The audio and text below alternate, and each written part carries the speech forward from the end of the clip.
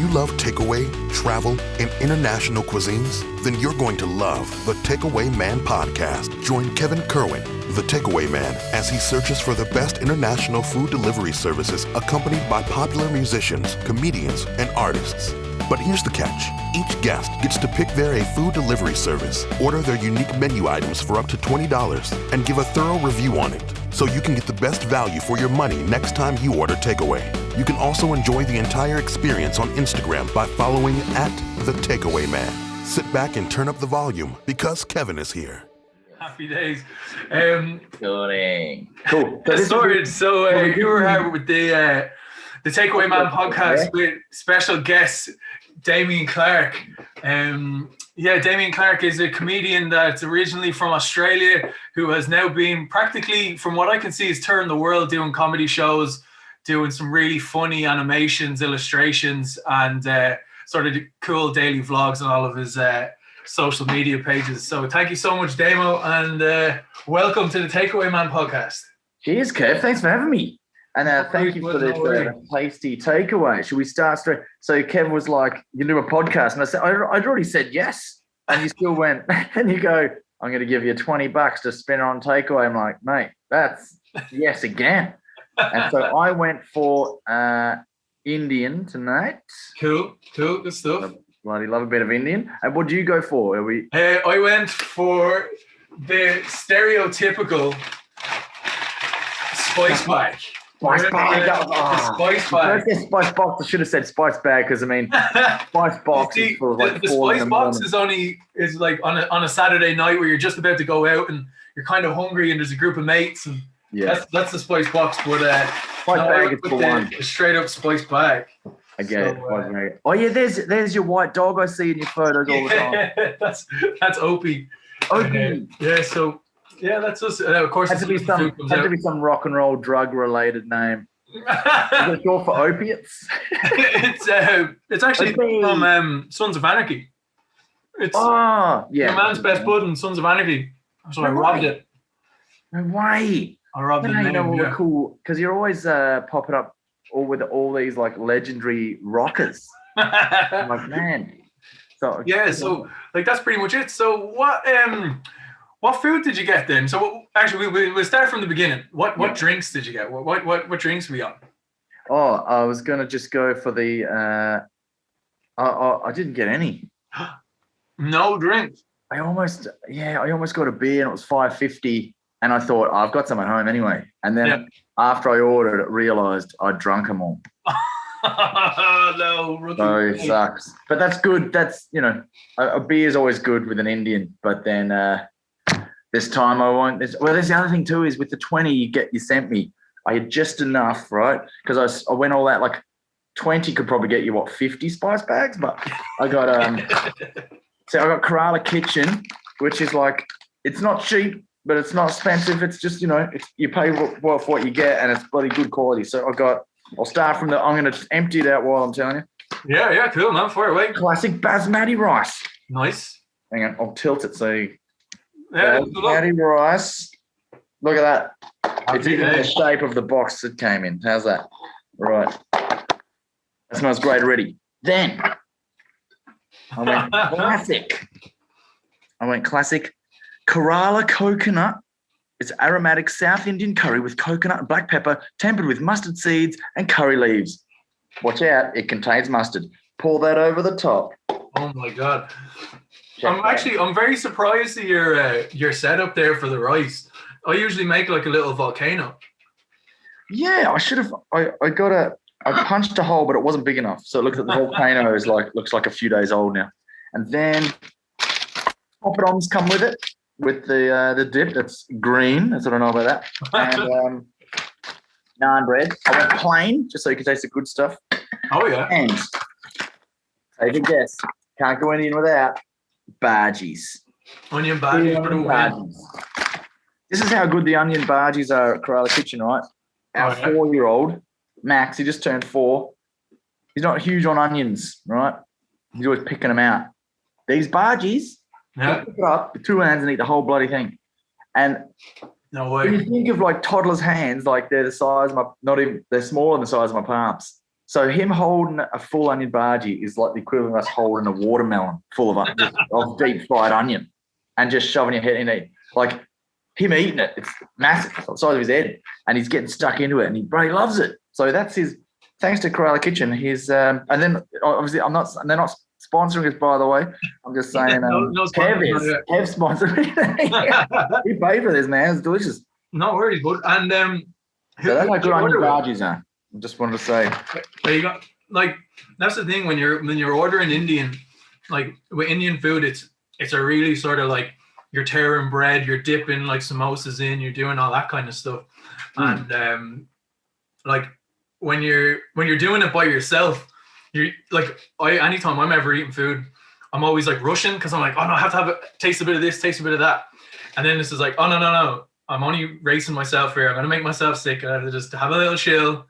Yeah, like you remember Homer Simpson on the couch getting ready for the Super Bowl? He was just surrounded by snacks. He was like, just dipping. He was like 5 arms, just all like reaching out. And with the old, and got the old, and there's different. See, there's the poppadoms are so crackly, and the naan bread's all soft. You know, it's all these different things. It's non-stop. Yeah, it's non-stop. It's funny. It's funny being sober eating fast food, but this is good quality. You know, it's good quality. Well, this is it. Like that's one thing that was it was definitely a big eye opener during the whole current situation. Is that like there's so many sober people now that are going to be eating abracadabra, going, what the fuck is this? Yeah. Like, Zaytoons was one of my regular haunts, and it's really nice sober. But here's something. There's another one. Can't even remember its name. If you mentioned it, I know. It's further up from Zaytoons. I don't know what I was doing one night, but I woke up one morning and one afternoon, and I was looking around. I was like, "Where's my bike? Like my bicycle, my push bike." I was like, "Oh bloody, I don't know." And I was trying to, when you're trying to flash back, going, "Where was the last time I saw it?" Right? And I go, "Oh, I might have parked it outside the last." And I found the receipt, the receipt in my pocket of the... Your proper hangover job, like... Yeah. And I was like, like you become Columbo. You're trying to figure out your own life via receipts. And I was like, the takeaway. I'll ring them. And because it was noon, they were open already, serving kebabs at like 1 in the day for lunch. I rang them and I'll go, is there like a black and red dirty mountain bike chained outside? And they say, no. And I was like, oh. And they go, because it's in the kitchen. I was like, huh? And it came back to me when they explained it. Apparently, like I cycled right into like some 80s bandit into the takeaway, did a skid up to the till, and then it was like, yeah, Donna kebab, please, a garlic sauce. And chips, right up to the thing. But they didn't get it, they were laughing. And then I just, I guess I ate it. I left my bike at the till and then just staggered home and left my bike. They were like, come on. So I went in, grabbed it, and I had lunch, and it was like, 2:00 in the day, and maybe it's still a little bit drunk, but it was still delicious. Amazing. That's the thing, like with Zaytoons, there's actually there's a Dublin kebab club. I don't know if you've ever seen it. Huh? There's a club. They basically list out here's a full list of all of the best kebabs that you can get in all of Dublin. Wow. They have like a specific kind of, it has to be fresh meat, it has to be fresh vegetables, all this kind of stuff. But Zaytoon comes in at number 3, I think. Oh, is Ishmael's up there? Yeah. So it goes, I think they're number 5, but they were hit and miss. They had a lot of issues with them. But number 1 is Passion for Food. The place that's up the road from Whelan's now. And what's that called again? It's called Passion for Food. Passion for Food. I haven't been there yet. Good. Oh man, their kebabs are they're really, really good. But the only reason why we've never had them is because they close at 11 o'clock. So anytime we stagger out, it doesn't make any sense. Whelan's always has a lock-in. You're not going to make that. Yeah, so they close super early and stuff. But Zaytoons. I also remember after one of the I missed the when Ivy Gardens had the comedy festival every year. So it was Vodafone and Carlsberg, different over the years, and they had these giant outdoor green bean bags, with the sort of the thick material, like that you can have outdoors and it's weatherproof and all that. Yeah. But, for 5 people, sit on them. So on the last night, Sunday night, festival's over. All the audience had left hours ago. It's just the comedians in the sort of the VIP tent, and everything was being dismantled around us. And they're like, you've got to go. We drunk the keg. We're like, okay, cool. And then I thought, I'm going to bring one of these bean bags with me. So I remember this bit, but the next bit someone had to tell me. But I was dragging out this massive bean bag. Huge thing, man, like BO Max, but green, dragging it out. The security at the gate were like, hey. And apparently I go, I came in with this. And they let me take it. They must have just thought, who cares? Where's it going to go anyway? So they let me drag it out. And then I don't remember anything. But my mate said I took it to Zaytoons. And then I went in, I dragged up to the till, and I leaned it over, and it was, massive. And I said, I'll have a kebab and another one here for my mate. And so I bought 2 kebabs, and then I sat in the beanbag in Zaytoons. Oh, man. Fucking legend. Hey, I still got the beanbag. I use it all the time. Do you? Yes. I have it on. Years later. No still way. Has garlic sauce stains all over it.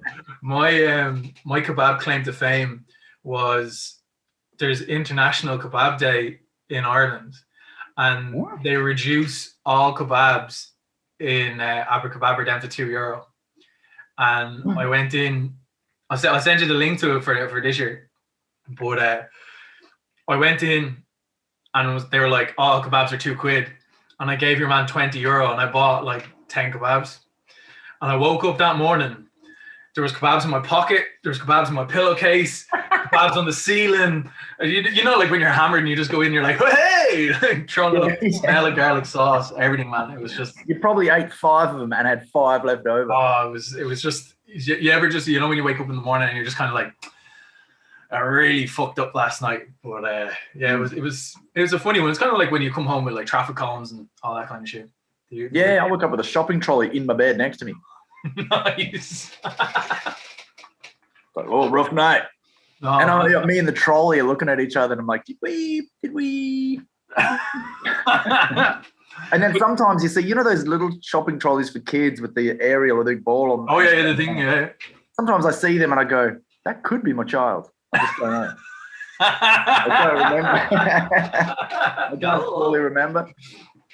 But do you know what? I'm actually going to let you have a bit of food there, because it's something that I've noticed that when we're chatting here, we're on a good flow, and then your fucking food's going to go cold. So when I started thinking of the logistics, one of the sounds, unless your fetish is odd, no one wants to hear another person eat. I was like, for the listeners, I've turned the microphone away when I've gone to say, papadum, So don't worry, people. We'll pause it. We'll shove food in the place, and then we'll come back, and we'll just tell them. One of the ones that we've recorded so far, the food kind of side of things, it's not too bad. It's only if you're kind of like headsets and stuff on and that kind of side. You've got like the microphone dangling in front of your mouth, or a Madonna microphone, and it's just being shut. You get a burger in between it, you just crunch into the mic. Yes. But that's actually what I was going to come to next. So when we were talking about drinks and stuff, even though you didn't get a drink, I got a drink, and it's called Stormtrooper Ale. Oh, nice. So it's called Galactic Pale Ale Space Craft Beer, and I got it from the guys in what was the name of the company? craftdirect.ie. Craftdirect.ie will post you out nationwide as many beers as you want for £5. So smash it. The delivery is a £5. Yeah, the whole thing is a £5 for the delivery nationwide. So that'll do, donkey.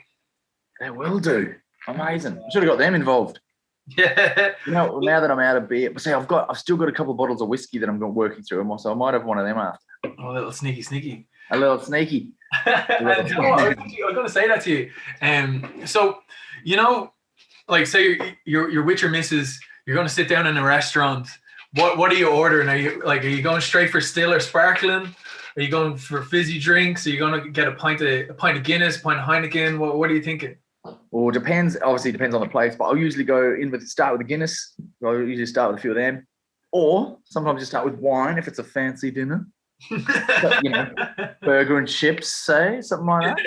You're just in a McDonald's and whip out a bottle. You want a nice red if it's a cheeseburger. If it's a chicken burger, maybe a white.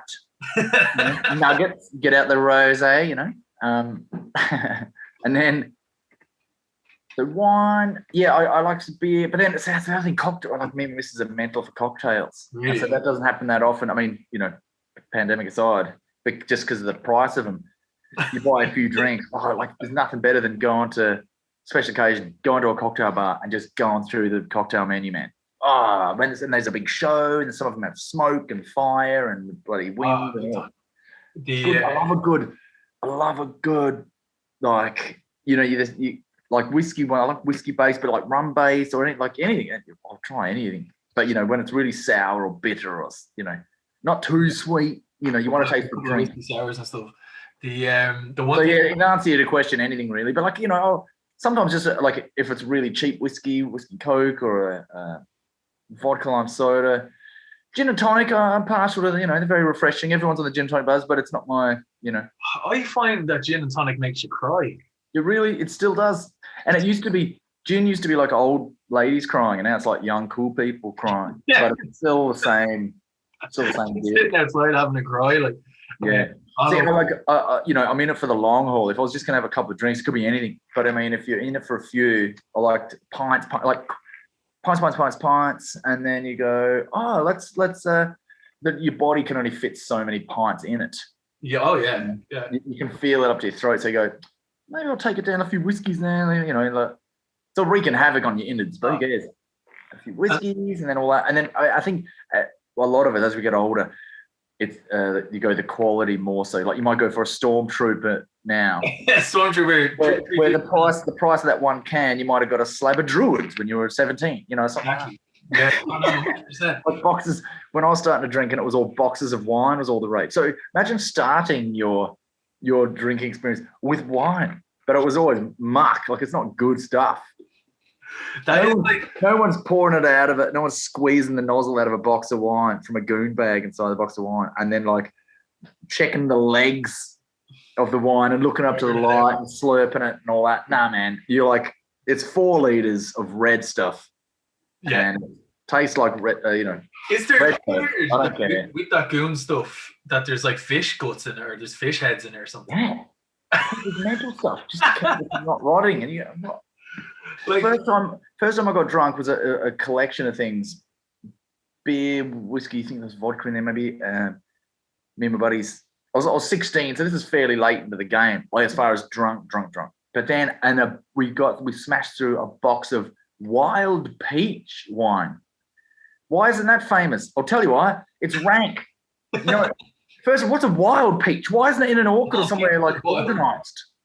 Why is it wild? And what's it doing? It shouldn't be. It was like $4 for 10 liters or something ridiculous, It was so great. But when you're just looking at the alcohol content, that's all you're caring about. Yeah, and you just you're picking up the box, taking turns, squeezing it into your mouth. The one thing that I definitely noticed was when we were growing up, we had like big 2-liter bottles of cider. Our thing was like in Ireland. We had cider. You started off on cider, and then you progressively moved to beer, and then throughout, like you say, like from 15 to say 20, you'd go from cider to beer, and then after the beer part, you'd always be like, I'll never drink stout, I'll never drink Guinness. No. Like my granddad drinks that, and then you have that one really, really good pint of Guinness, and then your beard pops out instantly, and you're like, oh, okay, cool, that makes sense. I understand. I get it. Yeah.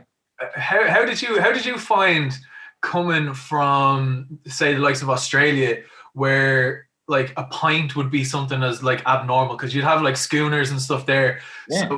So to go from say the likes of like say schooners and having barbecues to like pints and sitting by a fire on the inside of a house, like how was that kind of cultural change for you? Was it tough? Well, I love that because first of all, it all makes sense obviously because pots in Melbourne when I was I was living in Melbourne before I moved here.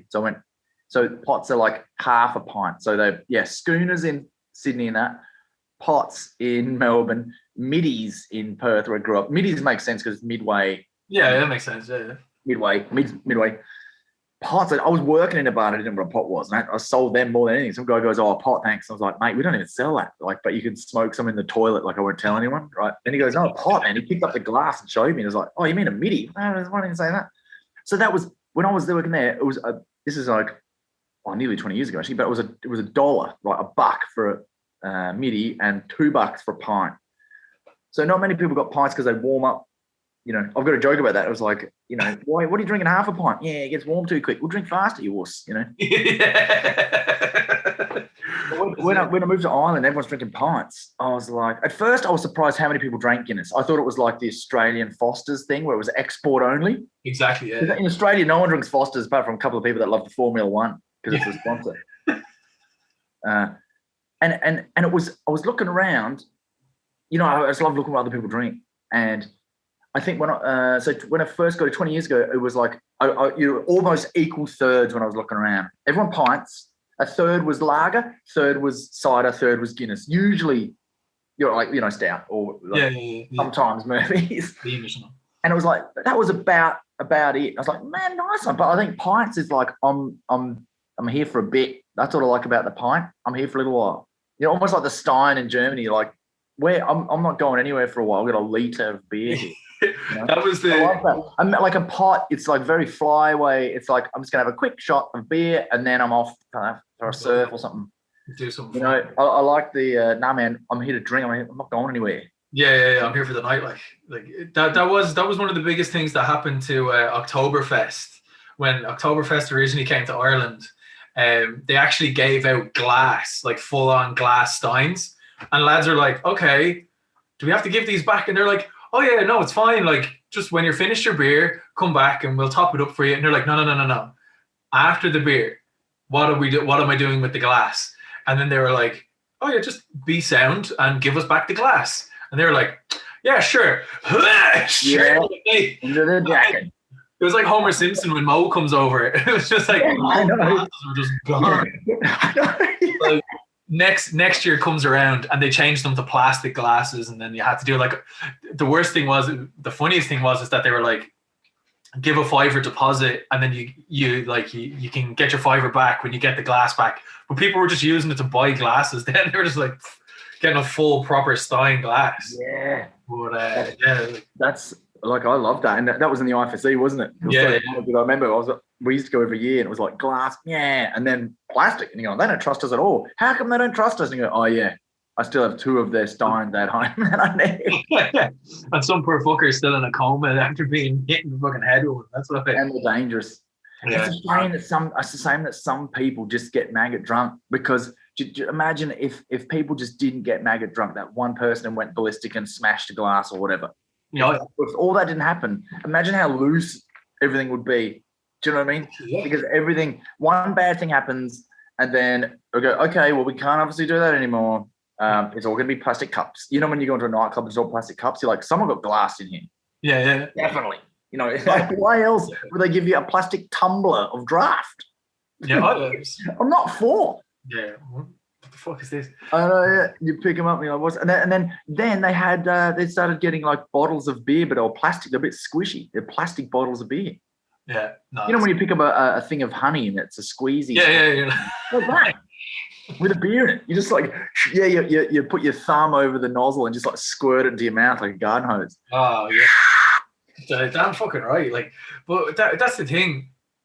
Like, it's kind of funny how you reminisce on all of these things, and like all of these sort of like really kind of horrible situations or horrible gigs or horrible whatever, but you probably cut your arm off tomorrow to get rid of this whole kind of pandemic thing and to go and to jump in and do it. But what do you reckon is going to be the biggest sort of thing coming out of the pandemic and all, and everyone, like, Corona disappears? What do you reckon the first sort of influx will be? Mosh pits. I was thinking about that. That has to be the last thing that'll be allowed, isn't it? It's the least COVID friendly thing I can think of, and it's one of my favorite things. Just mosh pits, man. Just 100%. Song you love live, and everyone together, and you don't know these people, but they're all sound because they love the same music, and you're jumping up and down as one, going, yeah, you know? And you know what I love? Speaking of like rotten pints and stuff like that, like the real cheap plastic squishy pint cups they give you at festivals. Yeah. And because, you know, you can sometimes you get like that cardboard loop that carries four with a little cardboard head. You go, what's this cardboard, man? 1 sec. There you go. Sorry, the plastic cups. Yeah, and then what I love doing is, you know, when like before a song or another band comes out or something, you can bite it with your teeth. Oh, yeah. Hold the pint because it's just bendy plastic. Bite that in the teeth, and then whoop. Does my thing. You bite it like woo. You got a pint in your mouth. Clapping or cheering and grab it, and scull your pint, bloody have a smoke. Like it's brilliant. Oh, yeah, man.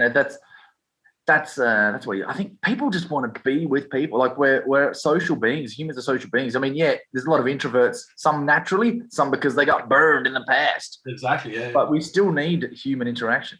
Even look at people and go, oh, they're weird. But I think coming out of this, I think people will hopefully be sounder just because we want to keep more of, because we haven't had it probably it'll be 2, maybe even in 3 years. Till we can go to a big concert again. Oh, yeah, big time. Yeah. It's funny when people look back at the best parts of the year. What was the favourite thing of the year? It'll usually be something like, oh, this big gig that was at Croke Park, or a wedding I was at, or it's rarely, oh, I really watched a good movie at home while I was watching Takeaway and I had a wank, you know. That's exactly it. It's always when we're with people sharing, because your experience is heightened. Everyone's joy is heightened together, you know. Oh, yeah, big time. Best, and even like when you see rock bands in a basement. Oh, I was in Glasgow. This wasn't long before all the lockdowns. I was in Socky Hall Street.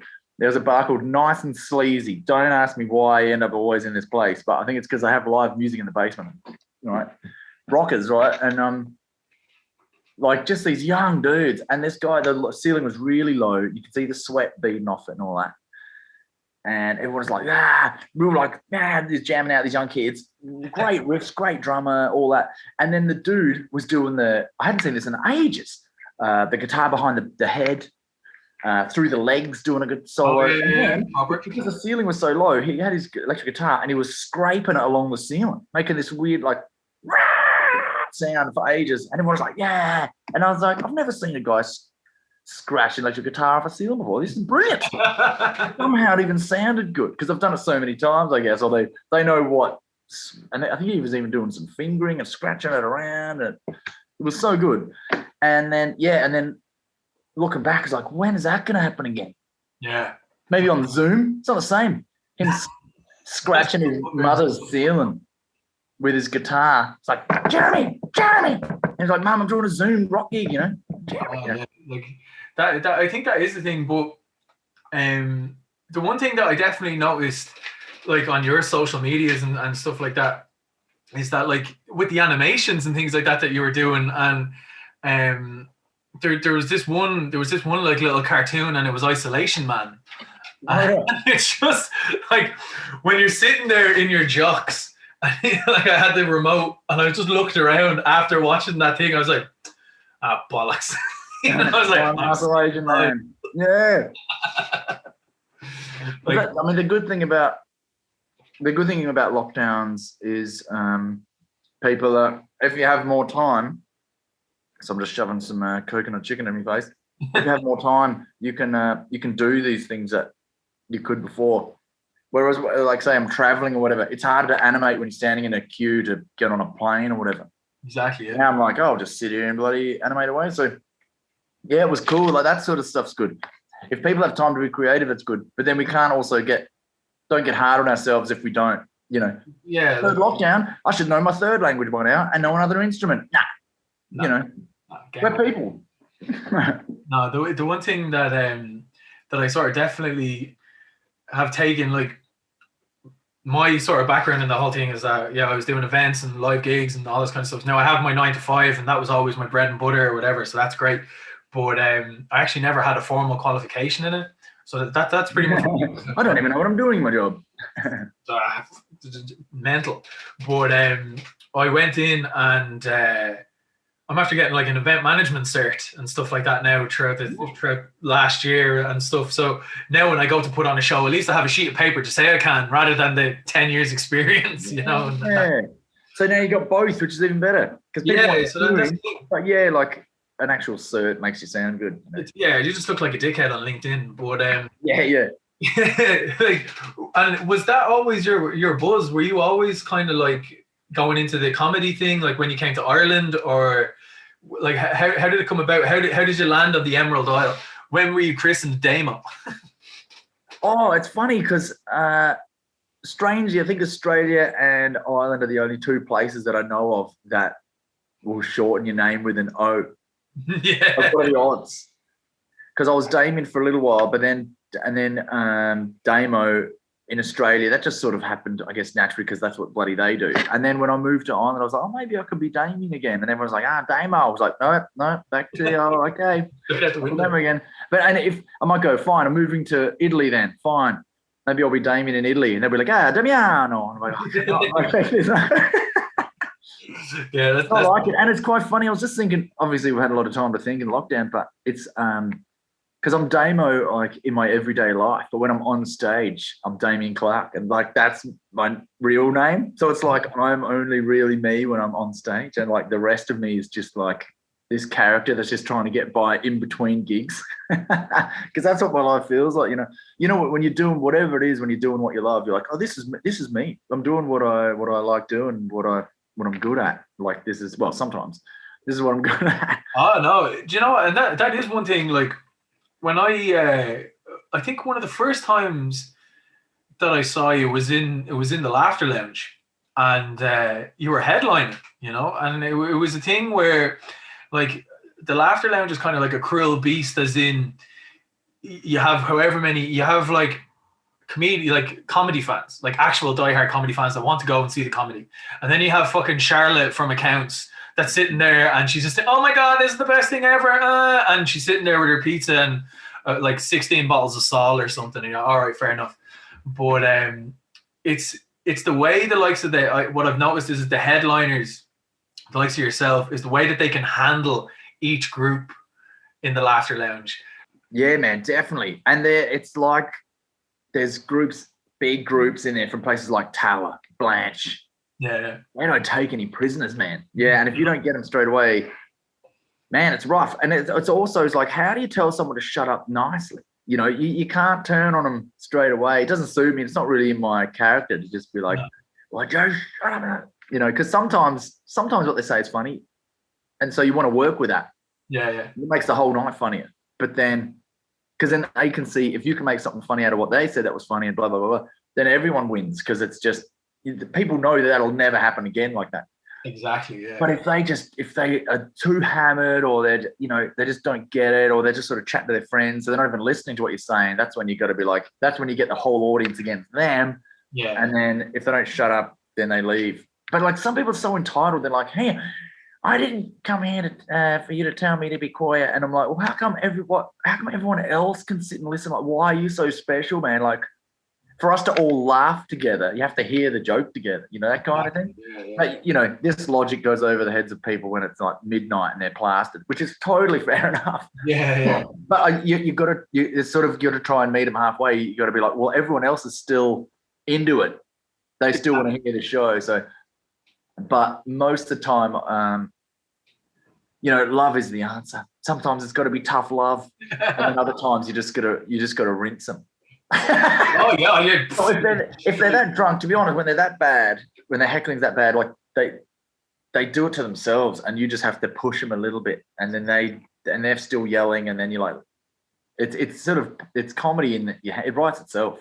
Oh yeah, big time. And do you know, like, from the way you did and it was something that I really want to kind of, I don't want to give the punchlines away or do anything like that, but your travel story, your travel story of getting the car was probably one of the fucking best stories.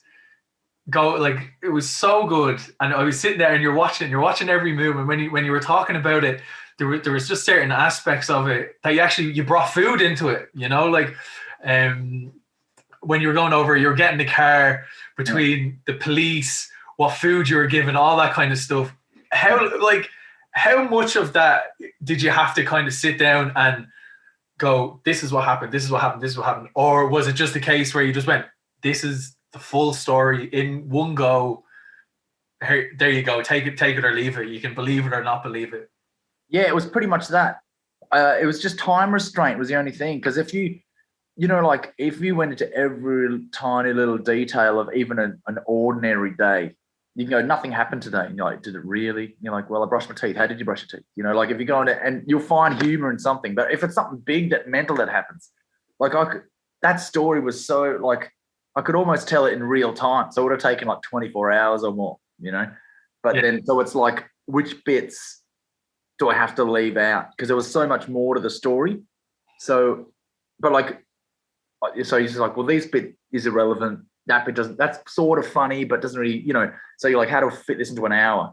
Yeah. And was that funny? But yeah, you say like food brings it. It's funny, like when you're getting arrested and stuff like that, you really just like, some of my first thoughts are like, what am I going to eat? You know, like it's weird.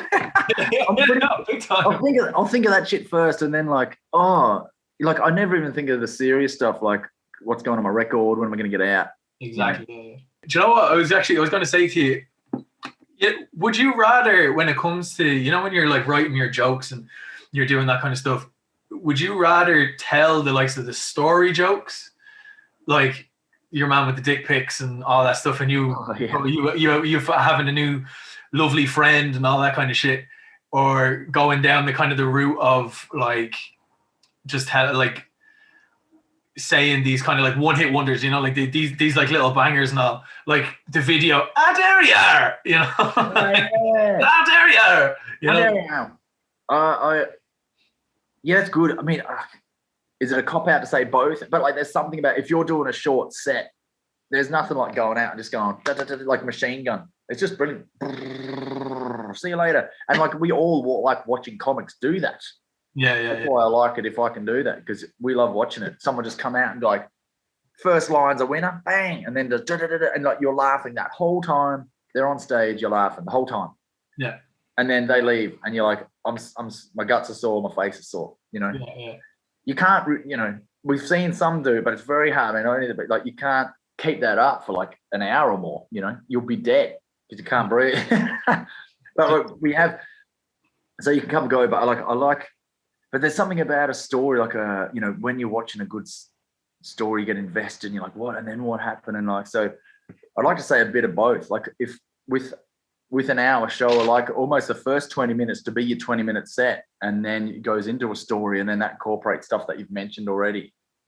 And then obviously the ending of the story. And has it got a circular narrative? Who knows? It was a real story. Yeah. Did it come back? But that's the sort of technical side. It's almost like I love like when I preview a show, you just go up, the freedom to just say whatever. And it's the first time you've ever said it out loud. So it could be nothing, but sometimes it's just the funniest thing that you've said, because it's just all, it's instinct. You're up there, you're just telling it naturally like you would your mates. And we're usually funniest around our mates, whoever we are, because we're the most comfortable. They know us. They know the in-jokes. They know who. They know the stuff. Like they know your history. Yeah. All that. So every little thing you say can even add to what they already know about you, which is even funnier. So it's like if I had to choose, you'd probably just be one of the guy that goes out, just does short sets and just murders it all the time and then leaves. Yeah, just leaves. But then you also want them to get to know, like what would they do in this situation? Exactly. And then the freedom for longer sets, longer stories, you get the freedom to who is this person? So if you go, if it's all jokes, unless they're really crafted well about you don't really find out about the comic unless, say like Jimmy Carr, for instance. Yeah. One of the best joke writers on the circuit. Just bang, bang, bang, bang, bang, bang, very crude. You watch him for 3 hours, and then afterwards you're like, I don't know anything about him personally. Yeah. Oh yeah, no. That's how he does it. He's like, these are just jokes, bang. And then, so I like a bit of both. I like watching a comic and you go, I think I can guess what they're going to do in this situation, but I want to find out. Yeah.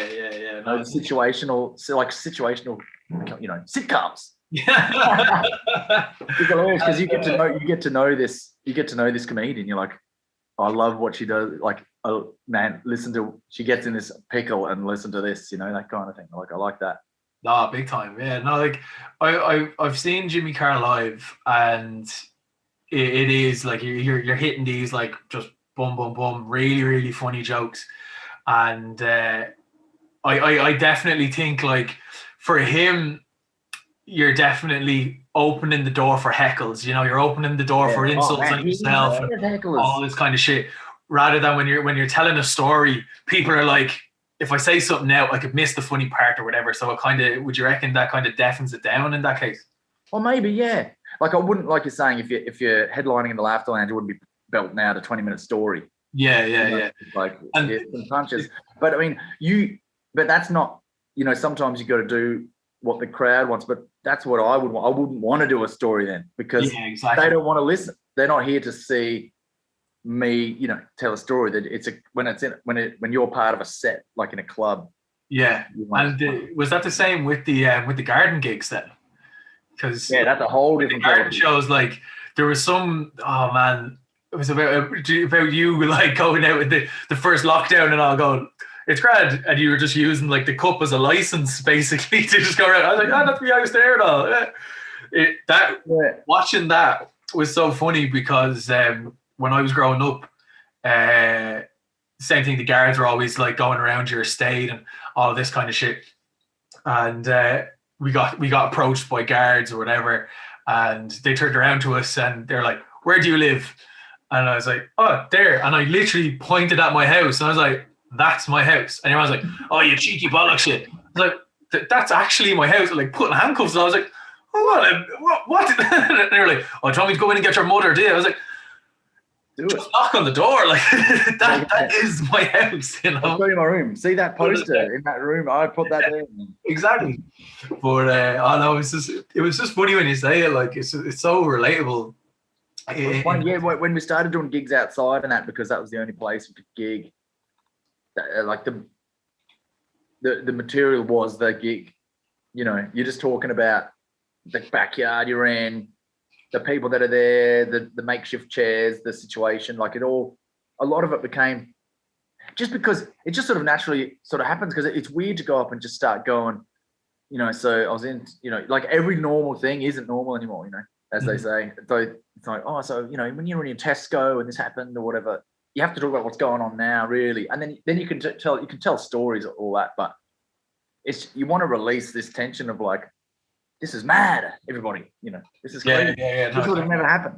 But it's sort of like you're putting a positive spin on it. Like if we weren't in lockdown, we wouldn't have had this experience, which is pretty bizarre. And I've enjoyed it for that. Like there's no way that you could go up to a block of flats and go, oh, could I do a comedy gig to use? You'd be chased out of there. Oh, yeah. When there's nothing else on, they're like, bloody, yeah, darn right, we will. You want to come back next week? And you're like, yeah, that's brilliant. With the food and things like that you got, so why did you get it?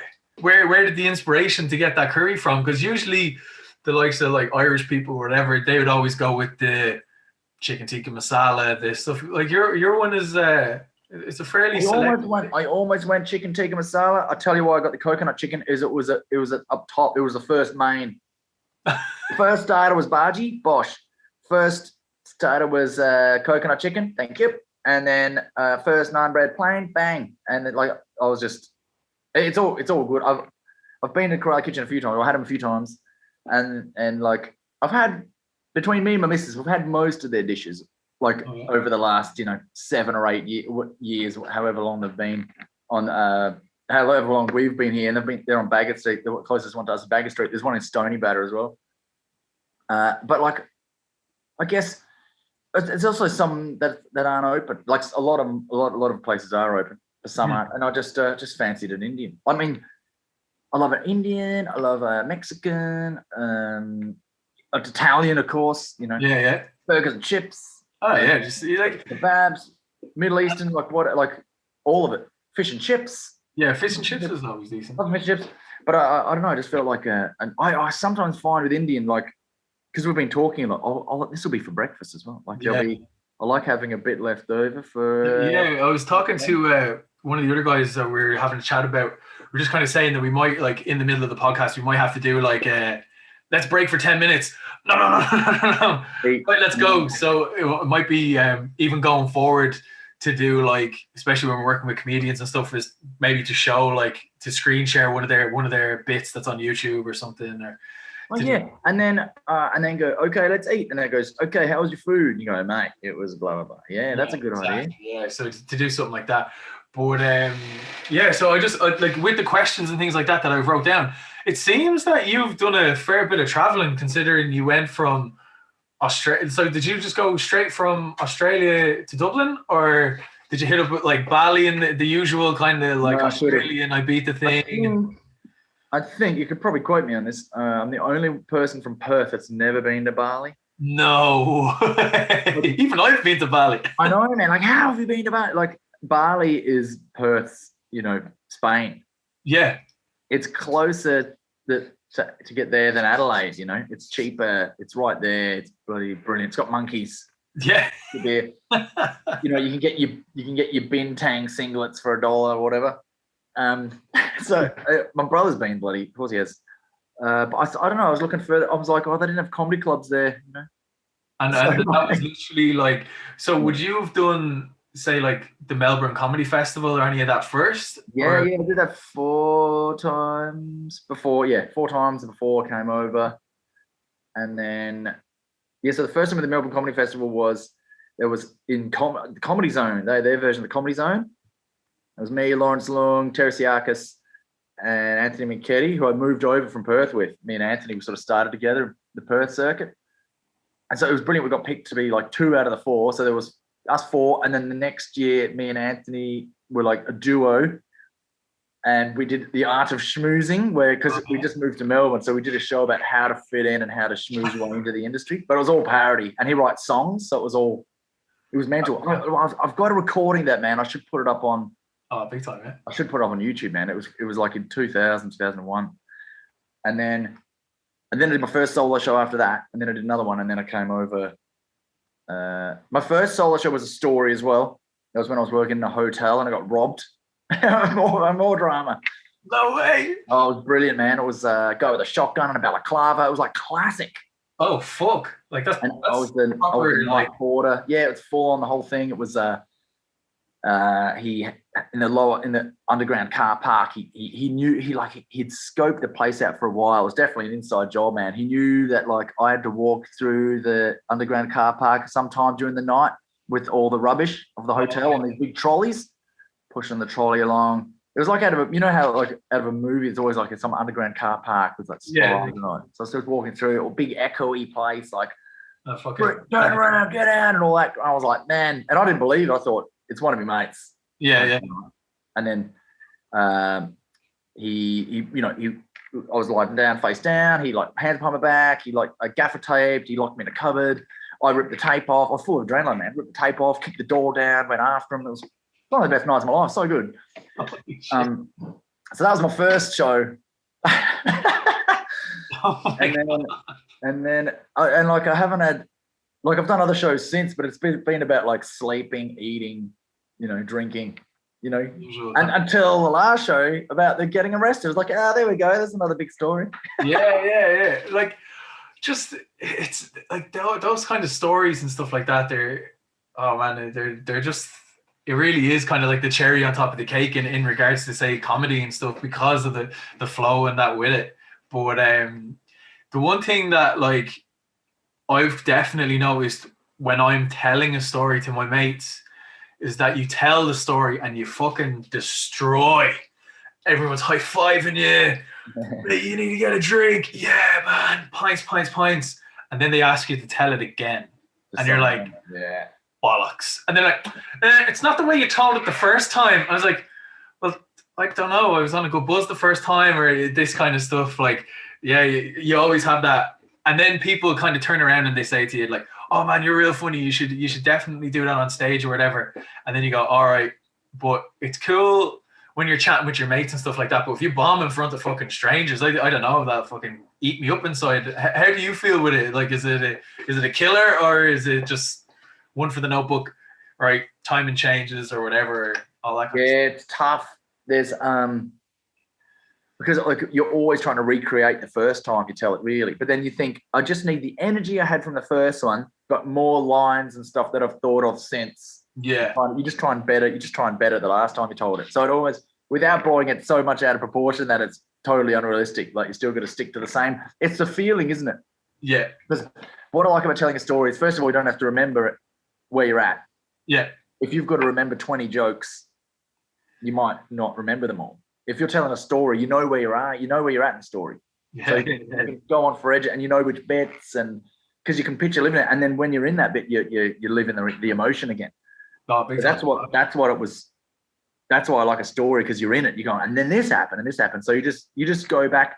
So it's not like you're getting sick of the story. You go back to when it happened and you're back in the moment. And so that's what I like about telling a story. And then you just got to make sure. But then when you're doing a show, right, there's a couple of things.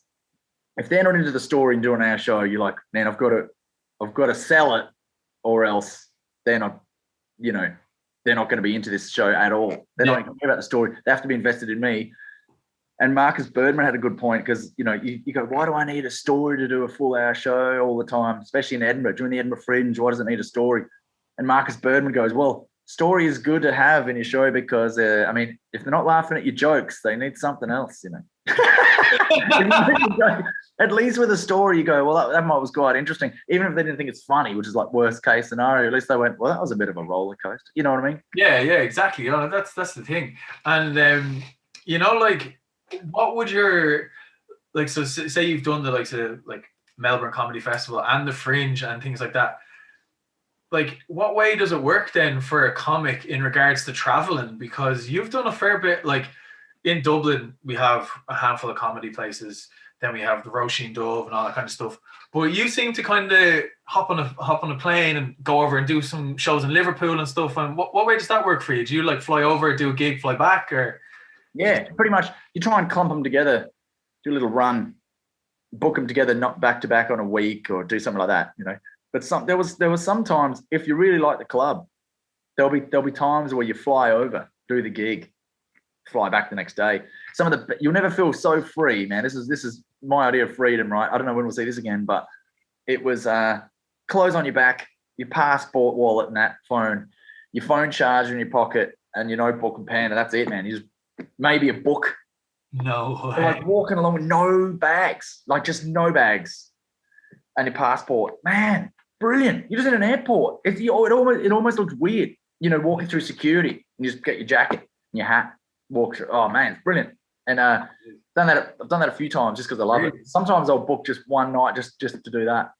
A few drinks, see your mates. Hey, what time's your flight? I better go back. Brilliant, man. Love it. You're so tempted to be like, oh, maybe bring a laptop, or maybe bring this, maybe get some. Nah, man, nah. Carry a book.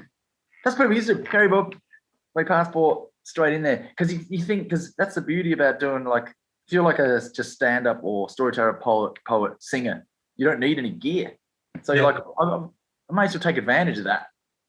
Just wander over. Like if you're a rock star, you need like a crew to bring all your gear over and set it up, sound check, then you rock up. And of course, I want to be a rock star, but I'd rather, like, if I'm not, I'll just use the advantage of not having stuff. But what kind of like tips and tricks would you say? Because like when I was, yourself, I don't know, like when you're going through airport security, especially in an airport. So yeah, Dublin, it's a piece of piss. You walk in, Jesus, there you are. Hey, what's in the bag? Fucking, I don't know, mad shit. You go, oh yeah, go on, and that's cool. But when you're flying into, like, I have Randy Marsh tattooed on my leg, right? I know, I've seen it with his little. Yeah. So he's in the nip, and I flew into Abu Dhabi, and like, having a naked man tattooed on you when you're flying into like Abu Dhabi and stuff like that, it's probably a bit frowned upon, and you're gonna go, all right, and like things like that. But would you have, like, say, any sort of tips and tricks to when you're flying into a new airport or whatever? Like what do you do straight away? Like, yeah, it's very serious. The little line that I've used, I use nearly every time. Like they're very serious, and I'm all Mr. Smiles, and I'm all up there, and they're like, "Purpose of your visit," you know. And I'll do the hand drinking a pint sign. What's the purpose of your visit? And I pretend I'm drinking a pint, and I go, here to drink. Like usually, if they don't smirk, I've had the most serious looking heads, even Americans, just like, and they're very serious at the airport security and all that. Luckily in Dublin, you get the pre-clearance, but they usually smirk or laugh, right? And they're like, I'm just here to drink and build your economy through your bars and restaurants, and you know, they just let you in. Go, this guy's just a backpacker, man. He just wants to drink. And like, I'm not lying. I will do exactly that, but it's usually exactly, yeah.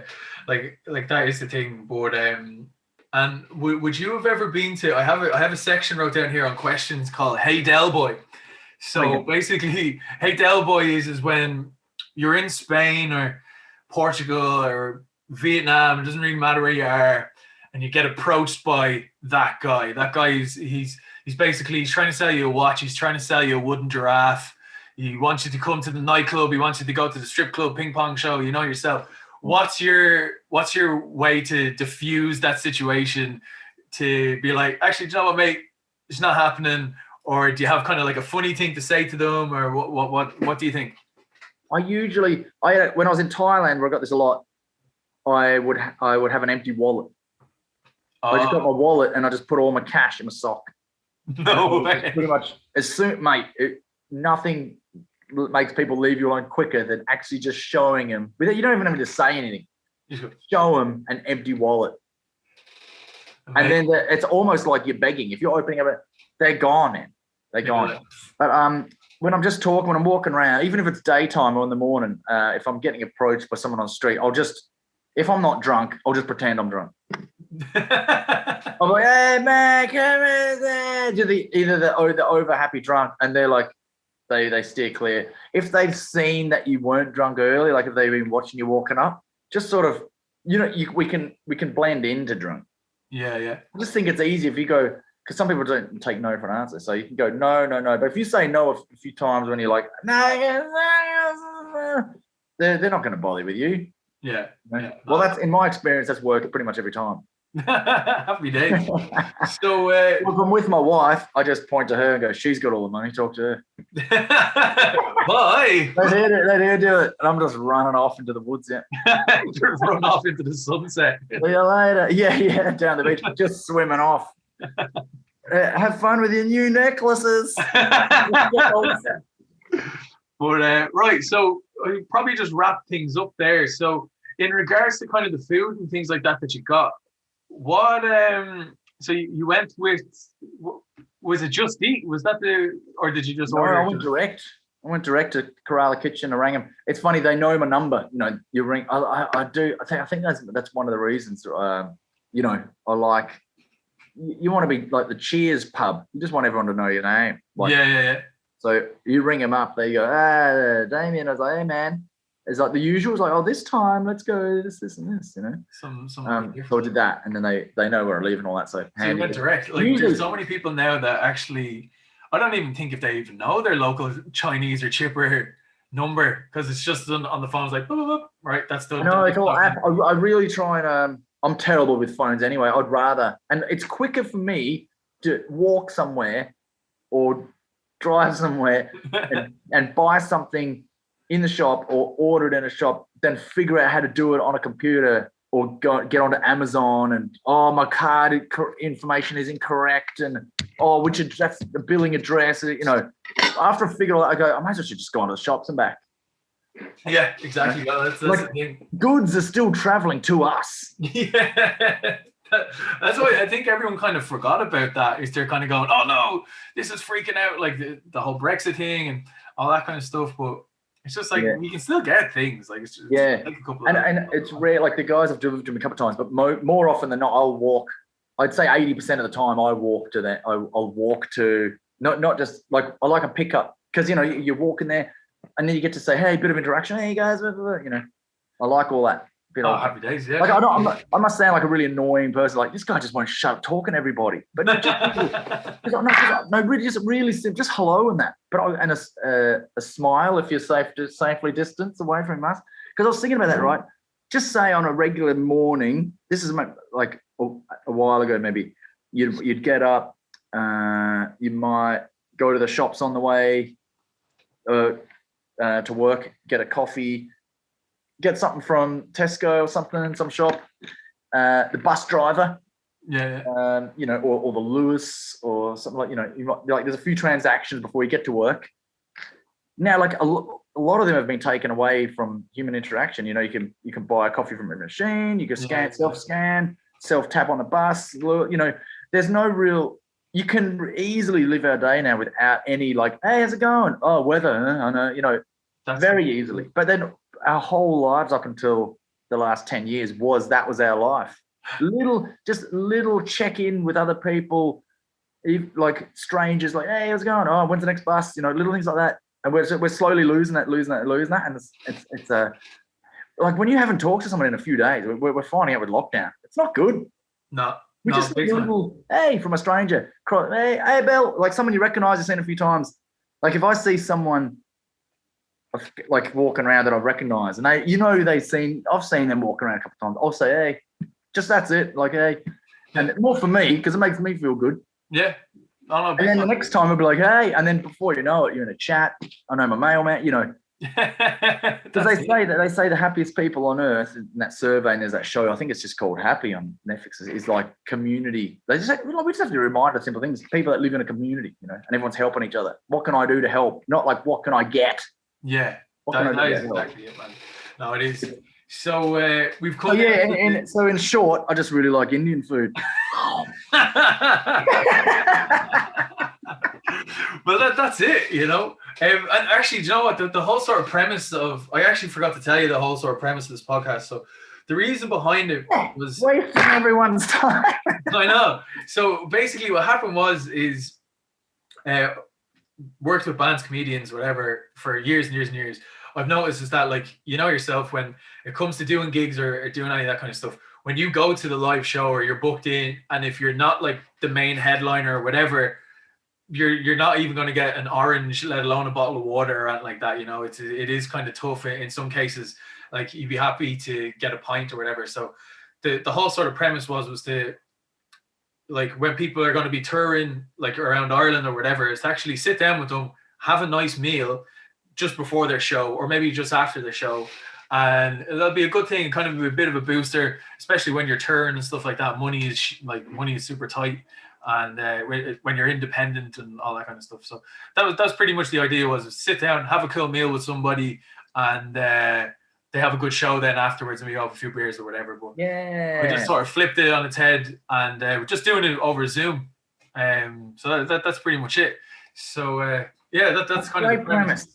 Yeah, I'm buying into that idea. Yeah, I think it's a bit different. So the last and out of all the, before you get to the last question, because you've photographed heaps of like rock bands and comedians and all that, like, and you've met heaps. Any standout people, like especially musicians that you've met in the past that you're like, mate, that was a special day, or that was a great meeting, or any heads? One of the best people that I've ever met was Reginald D. Hunter. Oh yeah. Reginald D. Hunter, he was doing a gig with Stephen. What's the Australian comic? The heavy metal guy? Steve Hughes. Steve Hughes. Yeah. So he was doing a show in the Sugar Club in Dublin, and heavy metal guy or whatever, and like go to see Steve Hughes. First time ever seeing Reginald D. Hunter, and my missus turns around and she's like, "He's a fucking ride," and I was like, oh, and she's like, yeah, he's a fucking ride. Anyway, a while later, I go to have a pint, and I turn around and I have a beer in my hand, and lo and behold, there's Reginald D. Hunter's like standing in front of me. Yeah. And I went, my missus thinks you're a ride. And he put both his hands on my head, right? And he goes, yo man, I would never fuck your woman. And it was just the best thing that has ever happened. And not only that, a guy actually got a picture of it, because like we were chatting and we were laughing and all stuff. So I actually have a picture. I'll find it and post it up later on. Brilliant. It's of Reginald D. Hunter holding my hair, going, "I would never fuck your woman, man." So man. yeah, that was one of the nicest guys that I've ever met. That and Steve Hughes.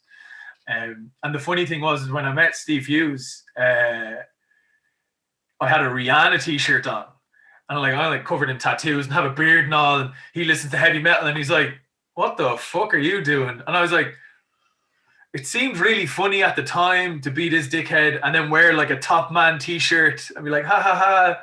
But yeah, I don't know. You know yourself when you kind of you shoot and a miss. Yeah, like that's funny, man. Did he get it? Sort of that you like? Oh, I thought it would be funny. And no, he just looked at me and he was just like, "Just wear your Iron Maiden t-shirt and stop being a dick." Yeah, it's just like, come on, don't be silly. But what about you? Have you ever met anybody like childhood heroes? A lot of near misses.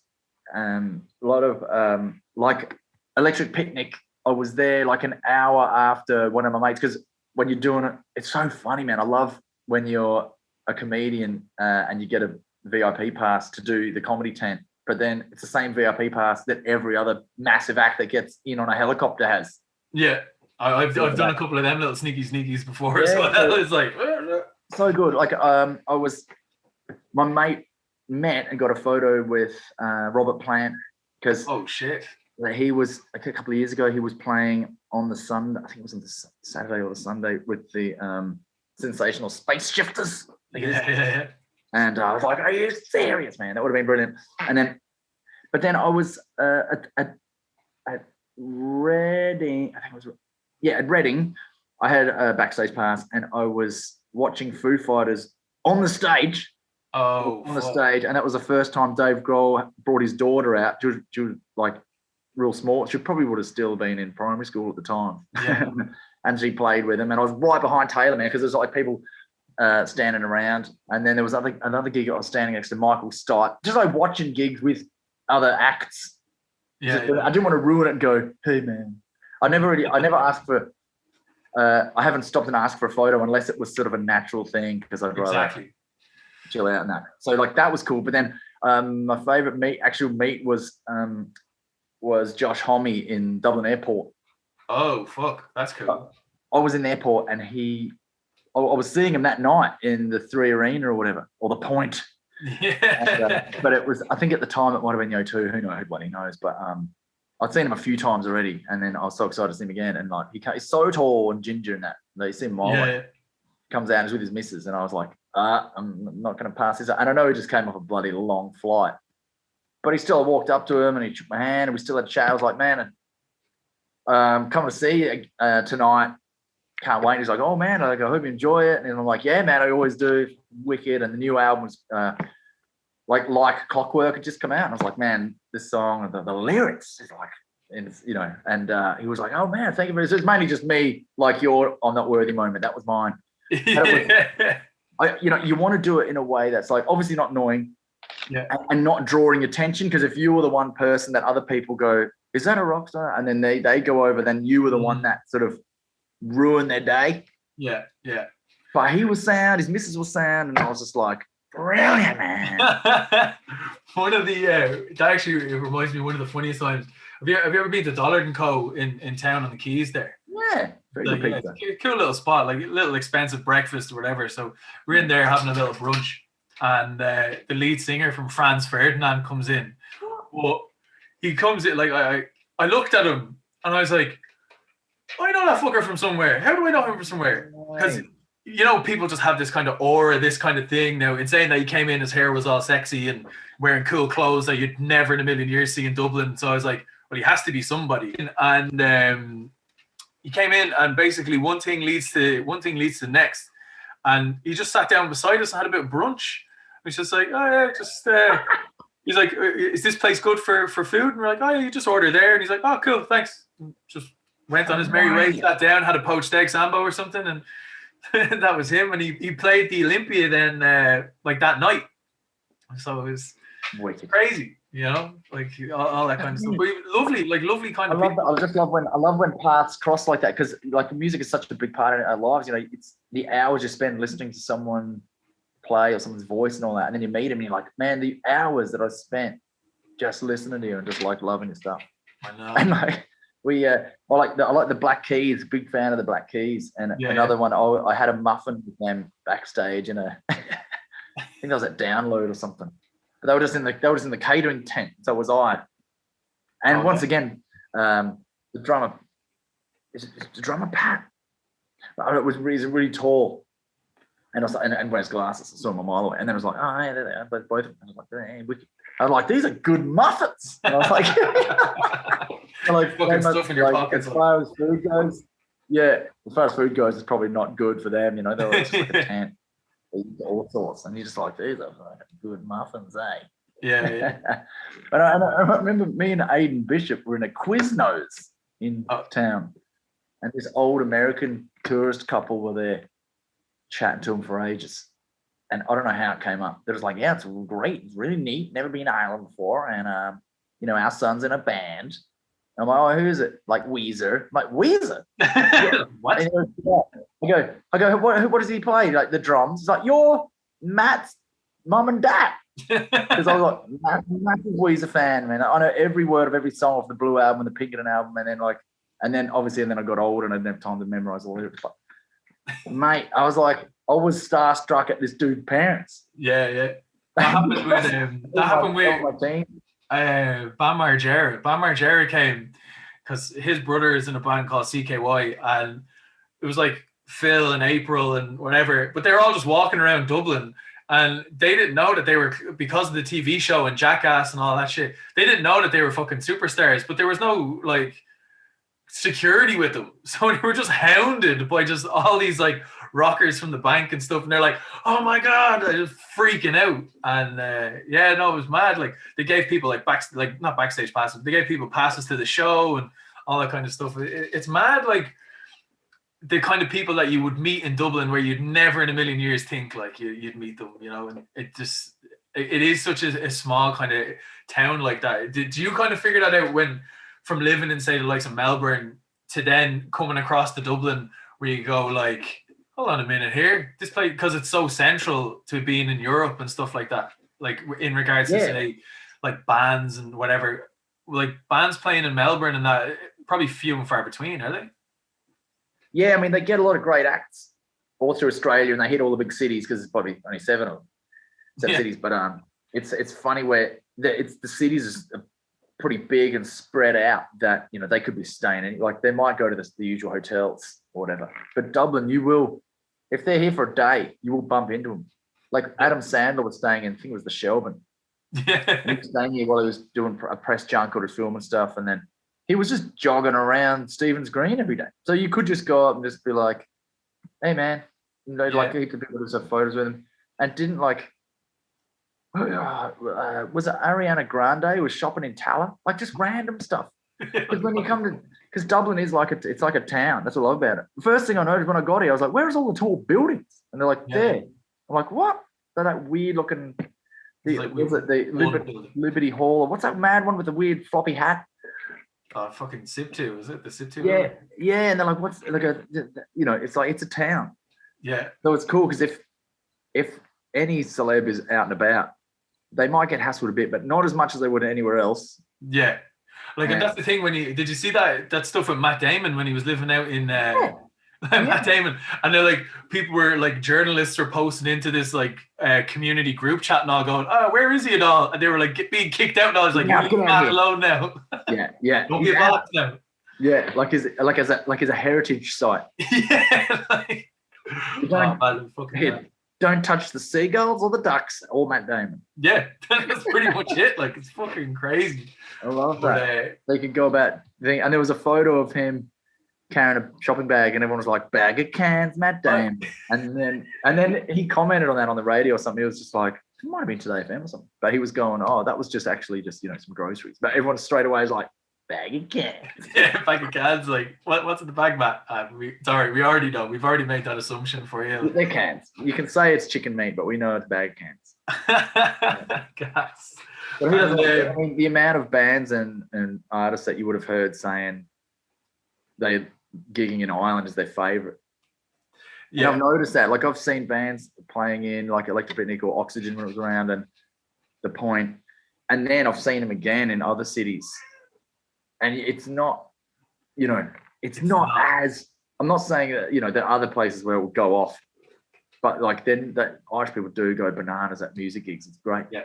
Apart from the first few, I mean, everyone's late. So obviously the first, if you're a support act, forget about it. There'll be no one there. But everyone's at the bar. Everyone's queuing. Yeah. Or cans in the gaff before you go out. But when they get there, good Lord. That is that's definitely a big thing. The last kind of question thing I have here, it's called squash and beef. So it's kind of like a thing where the way I was thinking about it was kind of like you have like a butternut squash and beef, and then you go, what does the guest want to promote? So what are you promoting? So you're doing kind of like on the garden gig stuff. Then after that, then is anyone you want to give a shout out to? You want to say hello to your mom, your cat, whatever. And then at the end, it goes, or if you just want to call out an ex-girlfriend from secondary school for going off with your best mate. If you just want to be like, here, Caroline, you're a fucking dick. And you went off with Johnny down the road and I can never forgive you and I'm just going to publicly outcry you now. So there you go. If you want to just take the reins on that one. Well, they're great. You'll have to remind me. I can only remember one thing at a time. So I remember the first one. I'd go butternut squash just because I haven't buggered up one of them where I've definitely bought steak and tried to cook it and just made it chewy or crap. So well, what about then? What are you promoting now? What are you doing? What's paying the bills? Yeah, funny enough, the special about me getting arrested, that's going to be released in the next couple of weeks. Oh, amazing! I think it's just going to go. I was gonna talk to my agent about where should I put this. Your agent? Just kidding. I don't have an agent. I was gonna say, what, you're talking to your missus? Yeah. But I think I'm just gonna put that on YouTube. So if I upload it and it looks good, then it's up. So I'll be promoting that soon. Like I don't know. By the time this goes out, it might be up. But it's called To the Max. To the Max. But if you follow me on my socials, I'll put clips up of it and I'll put a link. And so that's at Damian Clark is all my socials. Cool. At Damian Clark comic on old TikTok. Oh, Damo's on TikTok, isn't it? How are you getting on with TikTok? Oh, I love it, man. Yeah. I think I'm more suited to just quick. Like my attention span is really. I mean, this is TikTok now. I'm not talking about a year ago when it was just teenagers dancing. Like now, it's just all like it's people renovating their houses, cleaning up their backyard. Just funny people doing stupid ads. People like science experiments, something about UFOs, something like it's just, yeah. And it was like, but you go down some serious rabbit holes with it, though, don't you? Yeah, and be careful what you like because it'll come up. So I liked a couple of things about like this guy was. Jack Shelley, I think his name is. Anyway, he was renovating his granddad's old buggered out cottage. Yeah, I've seen the guy, and he's digging trenches and stuff, and he painted it pink. Is that it? Yeah, like that. And so now I'm getting a lot of renovation stuff, but I like it. I'm an old dude. Like I'm a dad. I like renovations.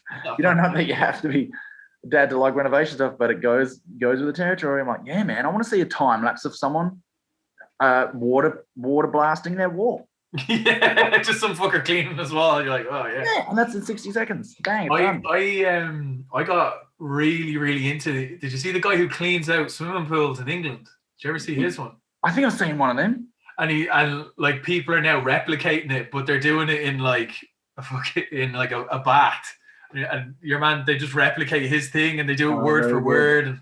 But his Bill guy's good. There's a lot of funny stuff on there, but yeah, I'll give myself limits. I'll give myself a 10-minute limit, or else you will be on there forever. Oh yeah, because it's just. And you can get through a lot of that in that time, So, but I really like it. What I like about it, just from like a technical point of view, I put something. If I put the same video in different ratios, whatever they are, on YouTube, Facebook, Instagram, TikTok, for me, more people will see it on TikTok than the others. Yeah, Facebook's dead, man. Facebook. does not show my stuff to anyone except my mum. Yeah. How is that? Oh, it's What's going on? I posted up a video. It's just weird. Yeah, it's whatever algorithms have changed it to. And like, this is obviously, if my stuff was better, it would probably be seen by more people. So you can always blame the system. But I'm just saying, across all platforms, the same video. Yeah. What does better? And I had more followers on Facebook than TikTok, more followers on Twitter. And then the algorithms are all weird, man. I know it's timing and all this. Oh, yeah, usually I just chuck stuff up and then move on or whatever. But if you look at the things, you go, that's a weird. So I think TikTok will probably go down that it'll have more ads, it'll have more sponsorship, you'll have to pay more, blah, blah, blah. But at the moment, I think it's pretty even with who sees what. If it's good, people will see it. I like that. Oh, yeah, no, big time. I posted up, like, I have a takeaway man, like, TikTok thing, and I was doing some funny shit with it. But I posted up a video of me at the full moon party in Copenhagen. And it was like me skipping rope with fire. It got 105,000 views. And I was like, holy shit. But then someone reported me saying that I could possibly have killed myself and that it was like extreme bodily harm. And poof, game over. And like, that was it. It's like breaks community guidelines. And the whole thing just gone. Like, yeah, it won't go. Sucks. So just be careful on that one. I know.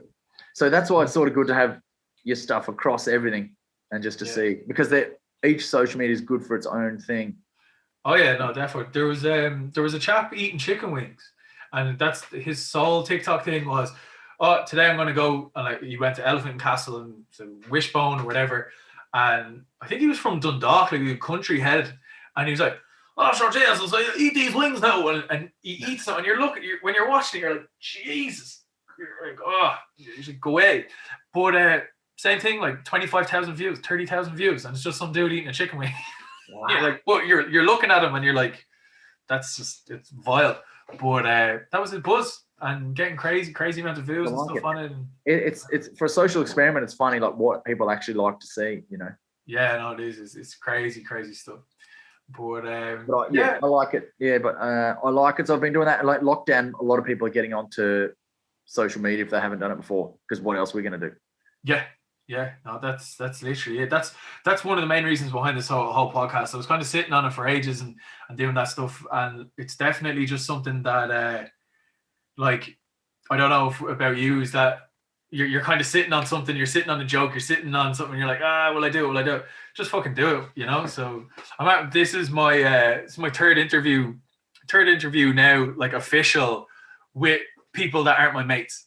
So it's going so far so good. But wait, man, nice one. And so what's the plans now with the garden gigs and the corporate stuff and all that kind of shit? Yeah, so we've got online, so we're quite lucky. We've got a few online gigs booking up, birthdays, parties, weddings. No, not weddings. We've got birthdays. What are birthdays? And I think what happened, right, since the third lockdown, people are realizing we're not going anywhere for a while. So the online gigs are coming back. So Danny O'Brien and myself, we wrote a new show different than the one we did last year, and we're going to promote that out there. And then if any businesses want to like morale boost and you want your workmate to get the piss ripped out of him, then yeah. But as I said, you know what we were talking about before, and like it was schools, and we've got an online school class coming up too, so that'll be interesting, not being in a class, but it'll be good to see people's faces, because when we're in the class, everyone's got masks on. Oh yeah. But with the not swearing thing, corporate gigs say keep it clean, just because they have to, but they do want you to swear. Yeah. And be normal. And then in schools, you're definitely not allowed to swear, but all the kids are like, obviously they want to hear you swearing too. Oh yeah, straight away. Everyone wants the same thing, but you're not allowed to do it. You know, that kind of. Yeah, cool. But that's all cool. So luckily we've got them, and it's just keeping us sharp. And then there's a couple of clubs that do online gigs. So I've got 2 tomorrow night and 1 on Saturday. Like every week you just try and, it's just like filling up your diary like you were before, but you're just doing it online. So it's like you want to be sharp. You want to keep creating stuff, you know. And have you approached any of the places abroad? Would you have done like say like the Comedy Store or anything like that over in LA or are they doing any shows, or what ways of working? No, I don't think so. Oh, like online. Yeah, online stuff. That's good. I haven't even looked. Yeah, I've sort of been busy trying to get the garden gigs calendar full. But, but the good thing about online is that you can be everywhere at once. So, like I did an online gig in Melbourne. Well, it was set in Melbourne, but it's in the internet. But and that was their night. So it was our morning. So I woke up 9 a.m, did a gig, and then I could have done one in like Dubai in their night in the lunch. But that one. So I did a morning one in Melbourne, and then you do another one that night in our time zone. So you could fill up your day like with every time zone. Yeah. So I might start doing that just for the crack. Just see how many. See how you go, man. Yeah, may as well. Yeah. So I've got some American contacts. I haven't even thought of that. Like I've done 2 for an American audiences, but they were set up in America, and then I was invited in. But they were like they weren't for the clubs. But I might look into that. That's cool. Yeah, man, it's something different because it's one thing like with the guests and things like that I have coming up next. Like the next one is going to be Brooklyn based, so like it's not too bad. So it's that, and then the one after that, then the chap is he's based in Thailand, so it's going to be in Bangkok. So that's cool, man. So that's I kind of wanted to get a couple of the Dublin shows, get a couple of the Dublinese people to kind of go in and talk about that first before I kind of jump ship and start doing that. So I don't know. It's all up in the air. It's you just have to play it by ear at this stage. That's great, man. Taking advantage of what we can do now. That's the beauty of it. This whole thing, it's been like not what we, everyone's telling us what we can't do. It's like, what can you do? What can we do? What can we do? And the people that are going to do well out of this is whatever we can do. We've been doing it, and then that's how we get our extra. Like we're getting different skills, like slightly different skills, even if it could be in the same sort of genre now. Oh yeah, no, big time, man. Yeah, 100%. But so I think that's pretty much everything. My side, man. They're all kind of the questions and stuff like that. Just thanks so much for everything that hopping on straight away and taking the gigs in on this thing on short notice and all that kind of stuff. And thanks for the takeaway, Kev. Anytime for chat. Hopefully now you might be able to have some for a bit of breakfast in the morning, maybe. Done right. Well, I've been munching away, and I'm going to save this, and it's all, man, it was delicious. And I've got 1 bhaji left, so I might heat it up in the oven and have it now. Who knows? Yeah, I might have a bhaji.